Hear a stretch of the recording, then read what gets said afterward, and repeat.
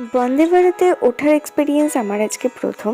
আমি নিউ জলপাইগুড়ি থেকে হাওড়া বন্দে ভারতেই ফিরেছি আমরা।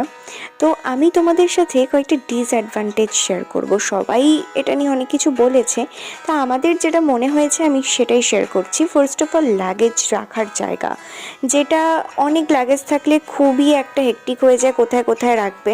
তো সেটা আমার একটা নেগেটিভ পয়েন্টের মধ্যে মনে হয়েছে। আর সেকেন্ড পয়েন্ট হচ্ছে একটু অপরিষ্কার ছিল, তবে ওনাদেরকে বলার পর সাথে সাথে সেটা ক্লিন করে দিয়েছে।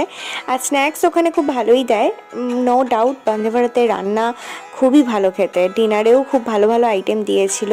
তোমার ভাত, ভাজা, মুগ ডাল, চিকেন, দই, আইসক্রিম। ওখানকার খাওয়া দাওয়া খুবই ভালো। একটা জিনিস যেটা বলার সেটা হচ্ছে টানা 8-9 ঘন্টার জার্নি, সিটিং অ্যারেঞ্জমেন্টটা যদি সেমি স্লিপারও হতো খুব ভালো হতো। আদারওয়াইজ বন্দে ভারতের ফার্স্ট এক্সপিরিয়েন্স খুবই কমফোর্টেবল জার্নি, খুবই ভালো লেগেছে। তো চলো, টাটা।